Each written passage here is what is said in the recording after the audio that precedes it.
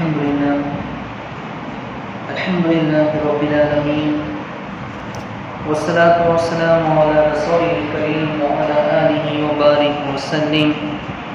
وقال الله تعالى في القرآن المجيد والقرآن الحكيم بعد أعوذ بالله من الشيطان الرجيم بسم الله الرحمن الرحيم. ولقد جئناهم بكتاب فصلناه على علم وهدى ورحمة من قوم يؤمنون. صدق الله العلي العظيم. புகழ்ச்சியும் ஏகவல்லாஹி அல்லாஹ்விற்கு மட்டுமே உரித்தாகட்டுமாக. மேலும் சாந்தியும் சமாதானமும் நம்முடைய தோழர் முஹம்மது ஸல்லல்லாஹு அலைஹி வஸல்லம் அவர்களின் மீதும் அவருடைய குடும்பத்தாரின் மீதும் சத்திய சஹாபாக்களின் மீதும் எங்கள் குடும்பத்திற்குரிய நம் அனைவரின் மீதும் அல்லாஹ்வுடைய சாந்தியும் சமாதானமும் என்றும் நிலவட்டுமாக. இஸ்லாத்தின் காரிக்கான என் சலாத்தை கூறி உரை ஆரம்பம் செய்கிறேன். அஸ்ஸலாமு அலைக்கும் வரஹ்மத்துல்லாஹி தஆலா வபரகாத்துஹு. கண்ணியமிக்க அல்லாஹ்வின் நல்லடியார்களே,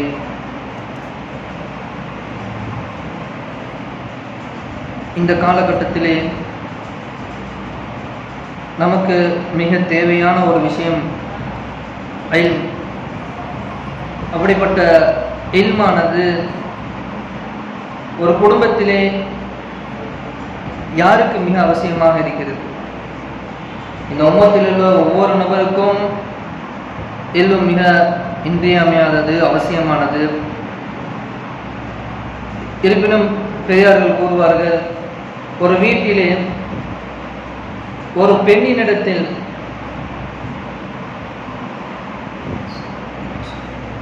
இல்ம் வரும் என்று சொன்னால் அந்த பெண்ணானவள் அந்த குடும்பத்தை அனைவரையும் சொர்க்கம் கூட்டிச் செல்வதற்கு போதுமான நபர் என்பதாக பெரியவர்கள் உலமாக்கள் கூறுவார்கள். கண்ணியமானவர்களே, இதற்கான காரணம் என்னவென்று சொன்னால், மறுமையிலே ஒரு பெண் அவர் நரகவாதியாக ஆகிவிட்டால், நஊது பில்லாஹ், அல்லாஹ் நம்மளை பாதுகாப்பானாக, நரகவாதியாக ஆகிவிட்டார் என்று சொன்னால் அந்த பெண் தன் வீட்டிலே அவருடைய சார்ந்த ஆண்களை அனைவரையும் நரகத்திற்கு இழுத்து செல்லுமாறு, அங்கே அவர்களை அந்த ஆண்களை போடுமாறு அல்லாஹ்விடத்திலே வாதிடுவார். முதலாவதாக தன் தந்தையின் மீதும் குற்றம் சாட்டுவார்.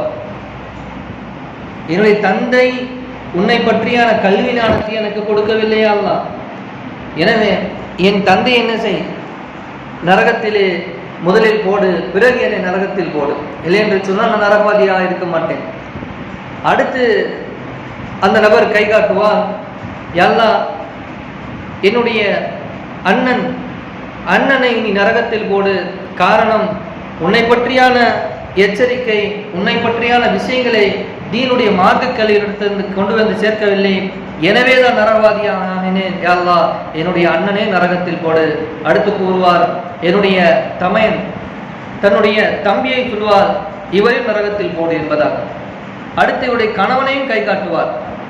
ஆக ஒரு பெண்ணானவள் தீன் அல்லாமல் மார்க்கம் அல்லாமல் ஆகிவிட்டார் என்று சொன்னால் அல்லாஹ் காப்பாற்ற வேண்டும்.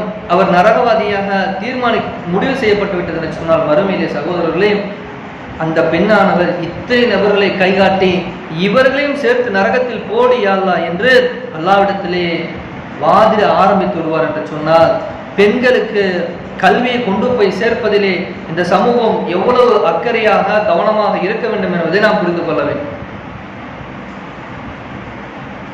கண்ணியமானவர்களே, அப்படிப்பட்ட கல்வி என்றால் என்ன? நாம் அறிந்து வைத்திருப்பது கல்வி என்று தெரியும். அந்த கல்வி என்ன கல்வி? பெருமானார் ஸல்லல்லாஹு அலைஹி வஸல்லம் சொன்னாங்க, கல்வி என்பது மரணத்திற்கு பிறகு உள்ள வாழ்க்கை. அந்த வாழ்க்கையில் ஒரு மனிதனுக்கு எது உதவி செய்யும், அங்கே அவனுக்கு எது ஈடற்றத்தை பெற்றுத்தரும், எது இழிவை பெற்றுத்தரும் என்ற அந்த கல்வி ஞானம், அல்லாஹ்விடத்திலே அல்லாஹ்வை சந்தோஷப்படுத்தக்கூடியது எது, அல்லாஹ்வுடைய வெறுப்பிற்குரியது எது என்ற இந்த கல்வி ஞானத்தை யார் அறிவாரோ இதுதான் அவருக்கு பலன் தரக்கூடிய கல்வி என்பதாக பெருமானார் ஸல்லல்லாஹு அலைஹி வஸல்லம் சொல்றாங்க. ஆக கண்ணியமிக்க அல்லாஹ்வின் நல்லடியார்களே, நாம் சிந்தித்து பார்க்க வேண்டும். இப்படிப்பட்ட கல்வி இன்னைக்கு நமக்கு எவ்வளோ தேவையாக இருக்கு என்பதால் அப்படிப்பட்ட மறுமை நிகழக்கூடிய நேரம் எப்படி இருக்கும் இதை பற்றி அல்லாஹ் சூரா ஜில்சாலிலே அல்லாஹ் கூறுகிறான், இதா சுல்சிலத்தில் அர்து ஜில்சாலஹா, பூகம்பத்தால் பூமி பலமாக அசைக்கப்படும் போது, வ அஹ்ரஜத்தில் அர்து அஸ்காலஹா, அந்த பூமி சுமந்திருக்கக்கூடிய தன்னுள்ள தங்கம் வெள்ளி போன்ற எல்லா பொருள்களையும் தன்னுள்ளிருந்து வெளியே எடுத்து வீசிவிடும் பொழுது, வகாலல் இன்சானு மாலஹா, மனிதன் திடுக்கிட்டு போய் கேட்பான், இந்த பூமிக்கு என்ன நடந்துச்சு, நல்லா தானே இருந்துச்சு, ஏன் இன்னைக்கு இப்படி பண்ணிக்கிட்டு இருக்கு என்பதாக கேட்பான். அப்போ அந்த பூமியானது அந்நாளில் தனக்கு தெரிந்த எல்லா விஷயங்களையும் வெளியிடும் சொல்லும். அப்ப சொல்லும், இவ்வாறே உமது இறைவன் வஹீன் மூலம் எனக்கு கட்டளை பிடிக்கிறான் என்று கூறும். இன்னும் அந்த நாள்ல என்ன நடைபெறும்?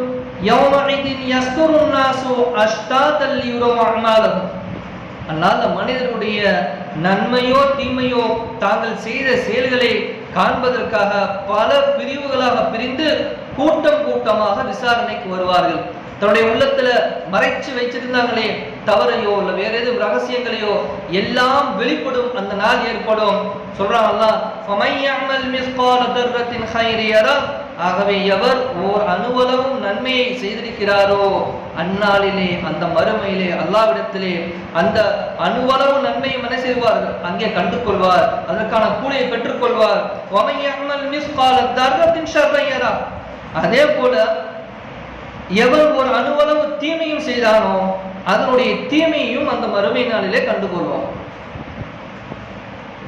கண்ணியமானவர்களே, இந்த இடத்துல நம்ம சிந்திச்சு பார்க்கணும். அப்ப மறுமை என்பது இத்தனை ஒரு பயங்கரமானது. நாம் செய்த அணுவளவும் நன்மையும் தீமையோ அல்லாஹ் அங்கே நமக்கு கண்ணுக்கு முன்பாக கொண்டு வந்து நிறுத்தி இதை கேள்வி கற்பான் என்று சொன்னார். இந்த மறுமை குறித்த அழிவு நமக்கு எவ்வளவு தேவை இருக்கிறது. இதுல இன்னொரு விஷயத்தை கேட்கணும். இதா சுல்சிலத்தில் அர்து ஜில்சாலஹா, பூகம்பத்தால் பூமி பலமாக அசைக்கப்படும் பொழுது, வஹரஜத்தில் அர்து அஸ்காலஹா, அது தான் சுமந்திருப்பவற்றை எல்லாம் அது வெளியே எரிந்து விடுமோ என்று சொன்னார். இந்த உலகமே கதி, இந்த உலகத்துடைய கல்விதான் கல்வி. எங்களுடைய வீட்டு பிள்ளைகள் என்ன செய்கிறோம்? இந்த உலகத்துடைய கல்வியை கற்பதினால்தான் பெருமை. பல வீடுகள் கட்ட வேண்டும், மாளிகைகள் கட்ட வேண்டும் என்ற துன்யாவுடைய தேடலே நீ இருப்பீர் என்று சொன்னார். அறிந்து கொள்ளுங்கள், இதா சுல்சிலத்தில் அர்து ஜில்சாலஹா, மறுமையில் அல்லாஹ் பூகம்பத்தை செய்வான், பூமியை பலமாக அசைத்து விடுவான். வஹரஜத்தில் அர்து அஸ்காலஹா, அது சுமந்திருக்கிறதெல்லாம் வெளியே எடுத்து போற்றுவோம். இன்னும் அதற்கு பிறகு இந்த பூமி அழிக்கப்பட்டு அல்லாஹ் விசாரணை ஏற்படுத்துவான். கூட்டம் கூட்டமாக நீங்கள் என்ன செய்வீர்கள்? உங்களுடைய கணக்கு வழக்குகளை தோளிலே சுமந்து கொண்டு உங்களுடைய புத்தகத்தை எடுத்துக்கொண்டு அல்லாஹ் நிப்பாட்டுவீங்க. கண்ணியமானவர்களே, இந்த நேரத்திலே தான் நாம் சிந்திக்க வேண்டும். இந்த நேரத்திலே தான் சிந்தித்து பார்க்க வேண்டும், என்ன எங்களுக்கு அந்த இடத்துல மரியாதை, அல்லாஹ் எதை கொண்டு அந்த இடத்துல எங்கள் அல்லாஹ் பொருந்து கொள்வான், அல்லது எதை கண்டு அல்லது எதை எங்களிடத்தில் உள்ள அமல்களை பார்த்து அல்லாஹ் எங்கள் மீது வெறுப்படைவான் என்ற கல்வியை உலகத்திலே வாழும் காலத்திலே அவருக்கு ஒரு எச்சரிக்கை மூட்டக்கூடிய ஒரு நபர் வந்து எச்சரிக்கை மூட்டுகிறார், அதை அவர் எடுத்துக்கொண்டார் என்று சொன்னார். இந்த கல்வியின் பாதை எடுத்துக்கொண்டார் சொன்னார், உலக வாழ்வும் இனிமையாக இருக்கும், மரணத்துடைய நேரமும் அவருக்கு மிக இலகுவாக இருக்கும். மறுமையில் இவர் அல்லாஹ்வை சந்திப்பதை இவர் விரும்புவார். மறுமையிலே அல்லாஹ்வை சந்திப்பதை சகோதரர்களே நாம் விரும்புவோம். ஒரு நிமிஷம் யோசிச்சு பார்க்கணும், இந்த நிமிஷம் நமக்கு மௌத்து வந்துட்டா அல்லாஹ்வை சந்திக்கிறதுக்கு நாம தயாரா இருக்கிறோமா? அல்லாஹ்வை பார்க்கக்கூடிய, அல்லாஹ் என்கிட்ட பேசுறேன்னு சொல்றான், அப்ப நம்ம அல்லாஹ் பார்க்க முடியுமா? பாவம் செய்த உள்ளங்கள் நடுங்கி விடாதா? அல்லது அந்த அல்லாஹ் பார்க்கிறான் என்ற அச்சத்திலே அந்த பாவங்களை தனிமையிலும் தவிர்த்திருக்கக்கூடிய நபர்கள், அடுத்தவர்களுடைய குறைகளை பற்றி உள்ளத்திலும் சிந்தித்து பார்க்காத நபர்கள், அல்லாஹ்விற்காக இப்படிப்பட்ட பாவங்களை விட்டுவிட்ட நபர்கள், எதையும் அல்லாஹ்விற்காக தான் செய்கிறேன் என்ற தீனுடைய காரியத்தை எடுத்து செய்து கொண்டிருக்கக்கூடிய நபர்கள், இவர்கள் அந்த கரத்தை அல்லாஹ்விடத்தில் எப்படி ஆசையாக எதிர்பார்ப்பார்கள்? அல்லது பாவமுடன் இருக்கின்ற நபர் எப்படி அந்த நேரத்தில் அச்சப்படுவார்? கண்ணியமானவர்களே, இது எல்லாம் நமக்கு தெரிந்து கொள்வதுதான். இதுதான் பெருமானார் ஸல்லல்லாஹு அலைஹி வஸல்லம் அவங்க சொன்னாங்க, கல்வி என்பது உங்களுடைய மறுமை வாழ்க்கை குறித்து அங்கே உங்களுக்கு எது நலவு அல்லது அங்கே எது உங்களுக்கு பாதிப்பாக இருக்கும் என்பதை உலகத்தில் அறிந்து அதை விட்டு தவிர்த்திருப்பதையும் நலவின் பக்கம் நீங்கள் விரைவதுதான் உங்களுக்கு பலன் தரக்கூடிய கல்வி என்பதாக பெருமானார் ஸல்லல்லாஹு அலைஹி வஸல்லம் சொல்றாங்க. கண்ணியமானவர்களே, இந்த கல்வி எங்கே கிடைக்கும்? இந்த கல்வி எங்கே கிடைக்கும்? எந்த காலேஜில் நமக்கு சொல்லிக் கொடுக்க போறாங்க? சொல்லுங்க பாப். கண்ணியமானவர்களே, செவி வழி மூலியமாக நமக்கு இந்த தீனுல் இஸ்லாம் வந்து கொண்டிருக்கிறது. 1400 ஆண்டுகளாக குர்ஆனையும் ஹதீஸையும் நபிசாசமுடைய வரலாறையும் இவர்களை அப்படியே முழுமையாக பின்பற்றிய சஹாபாக்களை பின்பற்றிய தாபீன்கள், தபா தாபீன்கள், அதற்கு பிறகு வந்த மிக பெரும் இமாம்கள், அதற்கு பிறகு வந்த மிகப்பெரிய இறைநேசர்கள் என்பதாக இந்த பட்டியல் நீண்டு கொண்டே செல்கிறது. இந்த வழியின் மீது வந்தவர்கள், இவர்கள் கரங்களில் கையில் தவறக்கூடிய அல்லாஹ் ரசூலுடைய கல்வியை நாம் கற்பதன் மூலியமாக மட்டும்தான் இந்த கல்வியை கற்க முடியுமே தவிர சகோதரர்களே, இது வேற எங்கும் கிடைக்காது. நீங்க இன்னொரு கோணத்திலையும் யோசிச்சு பார்க்கணும். இப்படி மறுமை பயங்கரமானதுதான், நன்றாக அறிந்திருக்கிறோம் மௌத்து என்பதையும். ஆனால் இதற்கு பிறகு வரக்கூடிய விஷயங்களை எடுத்து கூறக்கூடிய இந்த படிப்புகள், கல்விகள் உலமாக்களாலோ அல்லது நடத்தக்கூடிய ட்ரஸ்ட்டுகளாலோ நீங்க நினைச்சு பாருங்க. ஒரு ஆள் படிக்கிறதுக்கு நீ காலேஜில் ஃபீஸு கொடுக்குற மாதிரி இன்ஜினியர் படிக்கிறதுக்கு நீ வாங்குறாங்க அல்லவா, மொத்தமாக 4 லட்சம் கட்டு 5 லட்சம் கட்டுன்னு. இன்னைக்கு ஒரு பிள்ளைய கொண்டு போய் ஓத வைக்கிறதுக்கு நம்மலாம் அப்படியே கொஞ்சம் கூச்சப்படுறாங்க. எங்க பிள்ளைக்கு என்ன செய்யாது, மறுமை அதாவது துனியாவுடைய விஷயங்களை கஷ்டப்பட்டுருவாங்களோ, என்ன கிடைச்சிரும் என்பதால். ஆனா இந்த கல்வியை இப்படி லட்சக்கணக்கில் விற்கப்படும் என்று சொன்னால் இந்த கல்வி எங்கிருந்து கத்துவார்கள்? இன்னைக்கு மிக இலகுவாக ஏதோ கொடுக்கறத கொடுங்க, ஏதோ உங்களால முடிஞ்சதை செய்யுங்க. உங்களுக்கான ஒரு ஏற்பாடு, உங்களுக்கான அல்லாஹ்வுடைய உள்ளத்துல சிலருடைய உள்ளங்கள்ல போட்டு அல்லாஹ் ஏற்பாடு செய்யறான் என்று சொன்னால் சகோதரர்களே, இந்த கல்வி அல்லாஹ் எவ்வளவு ஒரு மக்களுக்கு இலகுவாக போய் சென்றடையும் விதமாக தான் காலகாலமா அல்லாஹ் வைத்திருக்கிறான். நீங்க போய் பார்த்தோம்னு சொன்னா மதரசாக்கள்லையும் எந்த மதரசால என்ன செய்யல, சில மதரசால மெஸ் ஃபீஸ் வாங்குவாங்க, ஆனா சொல்லி கொடுக்கறது வாங்க மாட்டாங்க. அரபியில குர்ஆன்ல ஒரு முக்தாவை சொல்லி கொடுப்பதற்கு கூட காசு வாங்க மாட்டார்கள். ஆனால் அந்த ஒரு முக்தாவை கற்றுக்கொள்வதற்கு கூட அவர் எத்தனை லட்சம் கேட்டாலும் அது கொடுத்தாலும் அது என்ன செய்யாது, ஈடாகாது. எனவேதான் சகோதரர்களே, இப்படிப்பட்ட ஒரு மதிப்பு, இதுக்கென்று நாம் மதிப்பை நிர்ணயமே செய்ய முடியாது.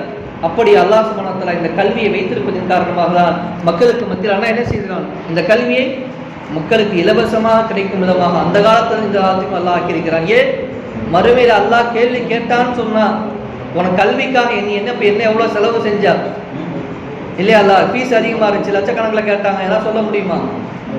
கண்ணியமானவர்களே, அந்த எந்த விஷயத்தையும் அல்லாஹ்ட்ட பேச முடியாது. இன்னைக்கு உலகம் முழுக்க மார்க்க கல்வி என்பது முழுக்க ஃப்ரீ.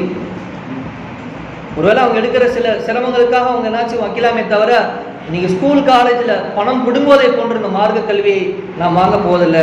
கண்ணியமானவர்கள், இங்கே சிந்தித்து பார்க்க வேண்டும். கல்வி உங்களுக்கு 2 வகையா இருக்கு. ஒன்று துனியாவுடைய கல்வி, இன்னொன்று அல்லாஹ் ரசூலுடைய கல்வி. அல்லாஹ் ரசூலுடைய கல்வி என்ன? ஒரு வாழ்க்கை, ஒரு மனிதன் எப்படி வாழ வேண்டும், அவன் எதற்காக பிறந்தான், நோக்கம் என்ன, இவனை படைத்த இறைவன் எதற்காக படைத்தான், அவனுடைய நோக்கம் என்ன,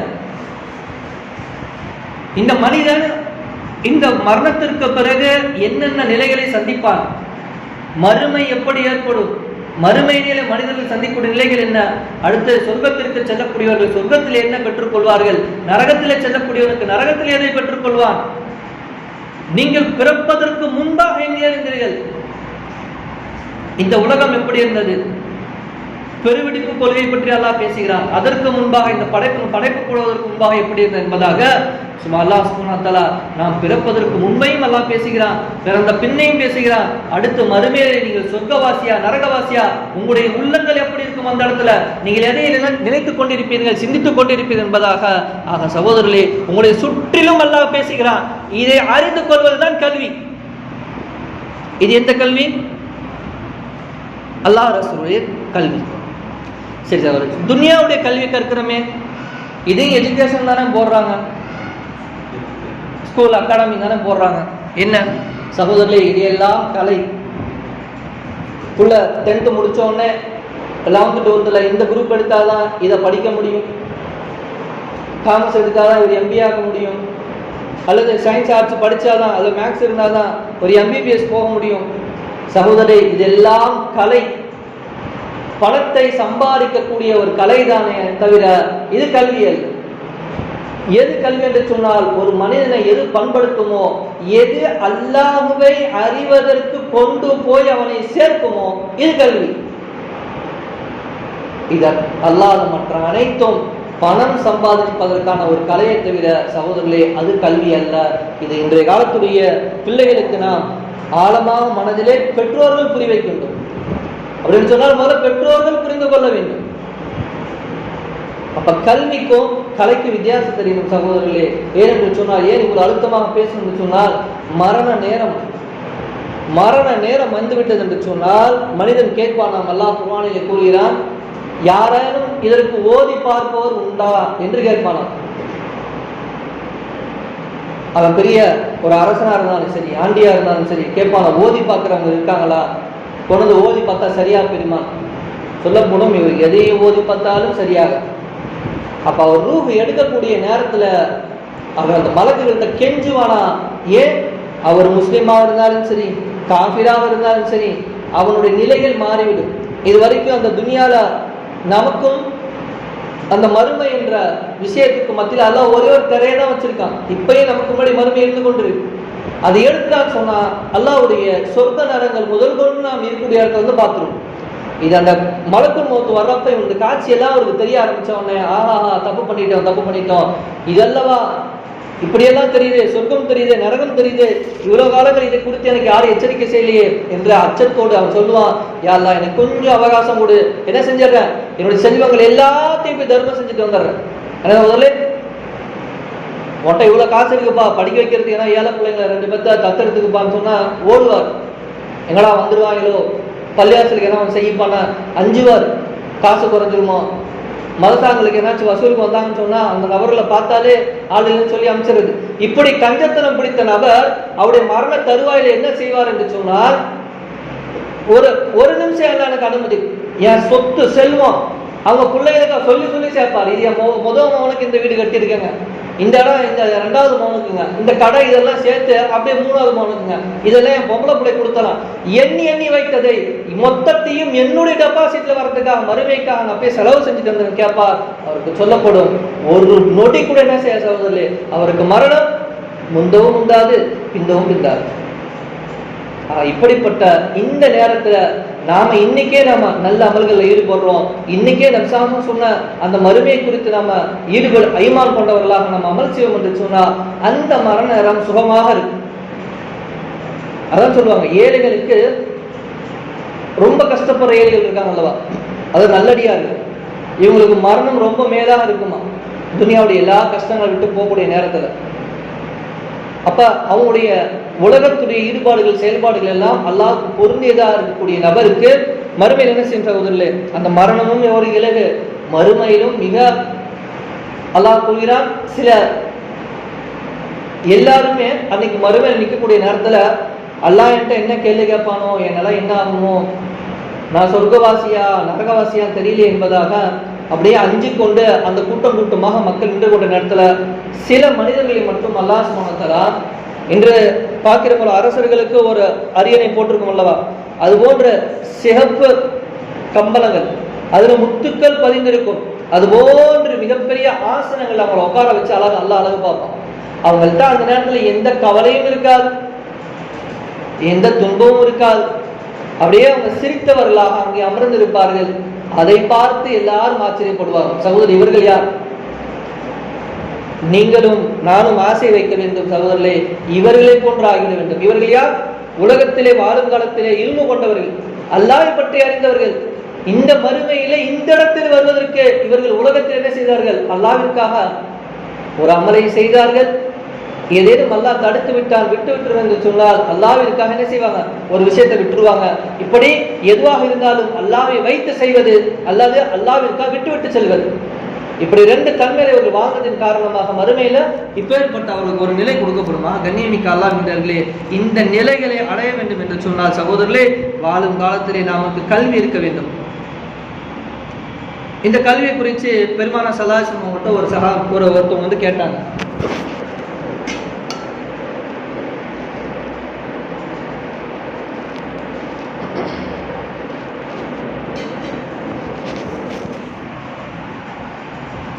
யாரா சொல்ல, நான் கல்வியை கற்றுக்க ரொம்ப ஆசைப்படுறேன் யாரை சொல்லலாம். அப்போ பெருமானார் ஸல்லல்லாஹு அலைஹி வஸல்லம் அவங்க சொன்னாங்க, கல்வியை கற்றுக்க போறீங்கன்னு சொன்னாங்க, என்னுடைய முதல்ல உங்களுக்கு என்னுடைய வாழ்த்துக்கள் என்று சொன்னாங்க. சொல்லிட்டு சொன்னாங்க, உங்களுக்கு மலக்குமார்களுடைய இறக்கைகள்ல உங்களை அவங்க ஏற்றிக்குவாங்க. யாரு? கல்வியை கற்றுக்கக்கூடிய நபர். அடுத்து சொன்னாங்க, நீங்க கல்வியை கற்கும் காலமெல்லாம் கல்வியை ஓதி முடிச்சுட்டு வீட்டுக்கு வர வரைக்கும் உங்களுக்காக பூமியில் உள்ள அத்தனை படைப்பினங்களும் உங்களுக்காக பாவ மன்னிப்பு செஞ்சுக்கிட்டு. என்ன சொல்றது? கடல்ல எத்தனை மீன் இருக்குன்னு என்ன முடியுமா யாராச்சும்? அல்லது நம்ம செய்யக்கூடிய பாவங்களை தான் அந்த அளவுக்கு ஈக்குவலா இருக்குமா? நீங்க எப்படி வச்சாலும் நம்மளுடைய நிலையை விட அதுங்களுடைய உயிரில் அல்லாவுடைய படைப்பு நம்மளுக்கு அதிகம். பெருமானார் ஸல்லல்லாஹு அலைஹி வஸல்லம் சொன்னாங்க, அதையெல்லாம் வரும் வரை என்ன செய்யும் கேட்டா உங்களுக்காக பாவ மன்னிப்பு தேடும் என்பதாக சொல்லிவிட்டு சொன்னார்கள், கல்வி என்பது என்ன? அல்லாஹ் யாருக்கு நலவை நாடுகின்றானோ அவர்களுக்கு அல்லாஹ் தன்னுடைய கல்வி தன்னுடைய ஞானத்தை கொடுக்கிறான் என்பதாக சொன்னாங்க. கண்ணியமானவர்களே, இங்கே புரிவது என்ன? பெருமானார் ஸல்லல்லாஹு அலைஹி வஸல்லம் அவருடைய முதலாக யார் கல்வியை கற்க செல்கிறார்களோ அவர்கள் மீது வாழ்த்துக்கள் இருக்கிறது. மலக்குமார்கள் அவர்களை எப்பொழுதும் பாதுகாத்து கொண்டிருக்கிறார்கள். இவருடைய பாவ மன்னிப்பிற்காக உலகில் உள்ள உயிரினங்கள், கடலில் உள்ள மீன்கள் எல்லாம் துஆ செஞ்சுட்டு இருக்கு, யா அல்லாஹ் இந்த அடியாரை நீ மன்னிச்சிரியா அல்லாஹ், மன்னிச்சிரியா அல்லாஹ் என்பதாக. கண்ணியமானவர்களே, கல்விக்கு இத்தனை சிறப்பு. இன்னும் கல்வியில் தேடும் வழியில் ஒருவர் நடந்தால் அவனுக்கு அல்லாஹ் சொர்க்கத்துக்கு செல்லக்கூடிய பாதி லேசாக்கிறான். ஒருவர் கல்வியை தேடி நடக்கிறார், மதசாவுக்கு போறார், அல்லது இது போற நிஸ்வான்களுக்கு வராங்க, இவங்களுக்கு எந்த பாதை லேசாகும் கேட்டா சொர்க்கத்தினுடைய பாதை லேசாகும். இன்னும் என்னன்னு கேட்டா கல்வியை தேடுபடி திருப்தியுற்ற தங்களின் இறக்கைகளை தாழ்த்துகின்றார்கள். யாரு? மலக்குமார்கள். ஒருவர் கல்வி எடுத்துக்கொண்டால் அவர் மாபெரும் பாக்கியத்தை எடுத்துக்கொண்டார் என்பதாக பெருமானார் ஸல்லல்லாஹு அலைஹி வஸல்லம் அவங்க சொல்றாங்க. கண்ணியமானவர்களே, கல்வி என்பது நாம் நினைப்பது போன்ற சாதாரண விஷயம் அல்ல. அடுத்தபடியாக பெருமானார் ஸல்லல்லாஹு அலைஹி வஸல்லம் அவங்க சொன்னாங்க, அல்லாஹ்வின் திருப்தியை பெற்றுத்தரும் கல்வியை இவ்வுலகின் பயன் ஒன்றை நாடி அதை அடைவதற்காக கல்வியை கற்றால் இவன் மறுமையில் சொர்க்கத்தின் வாடையை கூட நுகர முடியாதுன்னு சொன்னாங்க. இன்னைக்கு பார்க்கிறோம் இதே கல்விதான், ஆனா கத்துக்கிட்டு இந்த உம்மத்துல ஃபித்னா பேசக்கூடிய எத்தனையோ நபர்களை இன்னைக்கு நம்ம பார்க்கிறோம். அவருடைய கல்வியை கற்று மக்களுக்கு மத்தியில் சேவகம் செய்வதில்லை, கல்வியை கற்ற இன்னொரு நபரே குறை சொல்வது, அல்லது இதிலே சில விவாதங்களை புரியக்கூடிய நபராக அதற்காக ஒருவர் இந்த கல்வியை கற்கிறாரு, அல்லது இதை கற்று என்ன செய்யலாம், துனியா வேட்டையாடலாம் என்பதாக ஒருவர் சிந்திப்பார் என்று சொன்னால் சகோதரர்களே என்ன செய்ய முடியாது, சொர்க்கத்தின் வாடையை கூட நுகர முடியாது என்பதாக பெருமானார் ஸல்லல்லாஹு அலைஹி வஸல்லம் சொன்னாங்க. என்ன சொன்னாங்க? அறிஞர்களை மட்டம் தட்டவோ அல்லது அறிவியலிடம் பெருமை அடிக்கவோ மக்களின் கவனத்தை தன் பக்கம் ஈர்க்கவோ கல்வியை ஒருவன் தேடினார் அவனையும் அல்லாஹ் என்ன செய்வான், நரகத்தை நுழைய செய்வான் என்பதாக பெருமானார் ஸல்லல்லாஹு அலைஹி வஸல்லம் சொன்னாங்க. என்ன பாருங்க, பெருமானார் ஸல்லல்லாஹு அலைஹி வஸல்லம் சொன்னாங்க, மிஹ்ராஜின் போது நான் சிலரின் பக்கம் சென்றேன், அவர்களின் உதடுகள் நெருப்பிலான கத்தரியால் கத்தரிக்கப்பட்டு கொண்டிருந்தது. அப்ப பெருமானார் ஸல்லல்லாஹு அலைஹி வஸல்லம் கேட்டாங்க, ஜிப்ரீலே யார் இவங்க? அவங்க சொன்னாங்க, தாங்கள் செய்யாததை பிறருக்கு கூறிக்கொண்டிருந்த உமது சமுதாயத்தின் என்னது கல்வியை பெற்ற நபர்கள், பேச்சாளர்கள் சொன்னாங்க. கண்ணியமானவர்களே, அப்ப நம்ம ஒரு விஷயத்தை கற்கிறோம் என்று சொன்னால் அந்த விஷயத்தை என்ன செய்யணும், முதல்ல நம்மள்கிட்ட அமல்ல கொண்டு வந்துடணும். இப்படி அமல்ல கொண்டு வராத அந்த கல்வி நிச்சயமாக மறுமையிலே நமக்கு எதிராக சாட்சியாக மாறிவிடும் என்பது இங்கு நிதர்சனமான உண்மை. அப்ப நம்ம எந்த கல்வியை கற்கிறோமோ உடனே அமல்ல கொண்டு வரணும். அமல்ல கொண்டு வந்துட்டு தான் வீட்டில் உள்ள பிள்ளைங்களுக்கு சொல்லணும், என்ன செய்யாத பாப்பா, ரொம்ப நேரம் நீங்க போன் பார்க்காதீங்க, டிவி பார்க்காதீங்க, தொழுவுங்க. தாய் ஃபஜர் தொழுதுட்டாங்க, தைரியமா பிள்ளைங்களை எதிர்த்து தொலை சொல்லலாம். தாய் தஹஜ்ஜத் தொழக்கூடிய நபரா மாறிட்டாங்க, தைரியமா என்ன செய்யறாங்க, தன்னுடைய பிள்ளைகளையும் தஹஜ்ஜத் தொழ சொல்லலாம். இது அந்த குடும்பத்தாருக்கு பலிக்கும். ஆனால் இந்த கல்வியினுடைய விஷயத்துல இவங்க என்ன இல்லை, முழுமையாக இல்லை, அல்லது கற்ற கல்வியின்படி இவர்களிடத்தில் அமல் இல்லை என்று சொன்னால் அந்த கல்வியும் அல்லாஹ்விடத்தில் என்ன ஆயிடும், மறுமையில கேள்வி கணக்குக்குள்ள விஷயமாக மாறிடும். பெருமானார் ஸல்லல்லாஹு அலைஹி வஸல்லம் இன்னொரு விஷயம் சொன்னாங்க, மறுமையில் என் ரட்சகன் மக்கள் மத்தியில் என்னை அழைக்கும் போது, ரட்சகனே யாரு? பெருமானார் ஸல்லல்லாஹு அலைஹி வஸல்லம் சொல்றாங்க, யா அல்லாஹ், அல்லாஹ் கூப்பிடுவான் நபியே நம்சாஸ் அவங்கள அல்லாஹ்வின் பக்கம் அழைப்பான். அவன் சொன்னாங்க, யா அல்லாஹ், நான் உனக்கு கட்டுப்பட்டேன், உனக்கு கட்டுப்பட்டவனாக உன்னிடத்துல நான் வரேன், நீ அறிந்ததை எதை செய்தாயோ என்று ரட்சகன் என்னை கேட்பதை நான் மிகவும் அஞ்சுகிறேன் என்பதாக சொன்னாங்க. அதாவது பெருமானார் ஸல்லல்லாஹு அலைஹி வஸல்லம் சொல்றாங்க, அல்லாஹ் என்னை கூப்பிடும்போது என்னை கேள்வி கேட்பான், நீ எதை அறிஞ்சிருக்கியோ அதன்படி நீ அமல் செஞ்சியா அப்படிங்கிற ஒரு கேள்வி அல்லாஹ் என்கிட்ட கேட்பானுங்கிற பயத்தோடு அல்லாஹ்கிட்ட போய் நிற்கிறேன் என்பதாக சொன்னாங்க. சகோதரரை சிந்தித்து பார்க்க வேண்டும். அப்ப இன்னைக்கு நாம கற்றுக்கக்கூடிய கல்வி எப்படி பலனளிக்கிறது என்பதாக, இன்னைக்கு நம்ம ஒரு தாய் நிசானுடைய தொடர்புல வந்தாச்சு. அல்லாஹ்வுடைய மிகப்பெரிய நாட்டம், இதுக்கு பின்னாடி பெரிய பெரிய உம்மத்துடைய மேல கவலை கொள்ளக்கூடிய, ஃபிக்ர் செய்யக்கூடிய, அல்லது மறுமையிலே மிகப்பெரிய அல்லாஹ்ட்ட கூலி வாங்க வேண்டும் என்று அல்லாஹ் யாரை நிர்ணயிச்சா அவங்க வச்சு அல்லாஹ் வேலை வாங்குகிறாங்க. அப்போ ஒரு தொடர்பு வந்துருச்சுன்னு சொன்னா, அந்த கல்வியில பயணிக்கிறோம் என்று சொன்னால், அந்த கல்வியை பயனுள்ளதாக ஆக்கி கொண்டிருக்கிறோமா, அல்லது கற்ற கல்வியை அமல் செய்யாமல் வீணடிக்கின்றோமா என்று சிந்தித்து பார்க்கணும். பெருமானார் ஸல்லல்லாஹு அலைஹி வஸல்லம் அவங்களே, நீங்க கற்ற கல்வியின்படி அமல் செஞ்சீங்களா, உங்களுக்கு ஒரு அமல் தெரிஞ்சு அதன்படி நீங்க அமல் செஞ்சீங்களா, அல்லது நான் செய்யலை என்று சொல்வதை பெருமானார் ஸல்லல்லாஹு அலைஹி வஸல்லம் பயப்படுவார் என்று சொன்னால், கண்ணியமானவர்களே, நாம் என்ன செய்ய வேண்டும்? மிகவும் அஞ்சிக் கொள்ள வேண்டும். நாம் கற்கக்கூடிய கல்வி ஒவ்வொன்றும் நம்முடைய அமல் இருக்கிறது என்பதாக. இன்னும் பெருமானார் ஸல்லல்லாஹு அலைஹி வஸல்லம் சொன்னாங்க, நரைத்த முதியவர் ஒரு முஸ்லிமுக்கு மதிப்பளிப்பதும், குர்ஆனை சுமந்து அதில் வரம்பு மீறாத புறக்கணிக்காதவர்களுக்கு மதிப்பளிப்பதும் அல்லாஹ்விடத்தில் மதிப்பளிப்பதாகும் என பெருமானார் ஸல்லல்லாஹு அலைஹி வஸல்லம் அவங்க சொல்றாங்க. கண்ணியமானவர்களை சந்திச்சு பார்க்கணும். அப்ப இந்த உம்மத்துல வயோதிகர்களுக்கு கண்ணியம் அளிப்பதும், அல்லது இந்த குர்ஆனை கற்றுவிட்டு அதனுடைய வரம்புகளை மீறாம இருக்கிறது, சகோதரர்களே, நாம் அல்லாஹ்விடத்துடைய நம்முடைய கண்ணியங்களை அல்லாஹ் உயர்த்துவதற்கு ஆகிறது. யார் இந்த கல்வியை கற்கிறார்களோ சகோதரர்களே, அவர்களுக்கு அல்லாஹ் அவர்கள் மீது அளவில்லா கருணையை காட்டுகிறார். நம்ம புரிஞ்சுக்கணும், கல்வி என்பது ரெண்டு விதமா இருக்கு. இப்ப நீங்க குர்ஆன் வெளிரங்கமா பார்க்கும்போது உலக கல்வி, மார்க்க கல்வி. நீங்க மார்க்க கல்வியிலே குர்ஆனுடைய கல்வி எடுத்துக்கிட்டீங்கன்னு சொன்னா அதுல ரெண்டு விதம் வருது. ஒன்னு மார்க்க கல்வியுடைய ஸாஹிர், வெளிப்படையானது. இன்னொன்னு மார்க்க கல்வியுடைய சிர்ரு, அதாவது பாத்தின் என்று சொல்லுவாங்க. இது அந்தரங்கமானது. இப்ப நம்ம பாத்தினை எடுத்துக்கிட்டோம் அப்படின்னு சொன்னா, இதே ஒரு குர்ஆனுடைய வெளிப்படையான, அதாவது ஸாஹிர் எடுத்துன்னு சொன்னா வெளிரங்கமாக ஒரு குர்ஆனுடைய அர்த்தத்தை தர்ஜுமா படிக்கிறது. ஆனா அதனுடைய ஆழமான அர்த்தங்களை உள்வாங்கி அதை நம்ம தொழுகையில ஓதும் போது அர்த்தங்களை உணர்ந்து ஓதுறது, அதன்படி அமல் செய்வதற்கு இது சிறான விஷயம், இது ரகசியமான விஷயம். சகோதரர்களே, இந்த கல்வி என்பது வெளிரங்கமாக ஒரு இருந்தாலும் அந்தரங்கத்திலே அல்லாஹ் சுப்ஹானஹு வ தஆலா நமக்கு என்ன செய்திருக்கான்? விஷயங்களை வச்சிருக்கான். அப்ப இந்த அளவுல போகக்கூடிய கல்வியை தான் என்ன சொல்லணும்னு சொன்னால் இறைநேசருடைய பாதை என்று சொல்லப்படுது. யார் இறை நேசர்களாக இருக்கிறாங்களோ அவங்க குர்ஆனை வெளிப்படையாக ஓதுவது மட்டுமல்லாம குர்ஆனுடைய ரகசியங்களை தனியா உட்கார்ந்து ஆய்வு செய்ய ஆரம்பிச்சிருவாங்க. அது எப்படி? இப்ப குர்ஆனை ஓதக்கூடிய நேரத்துல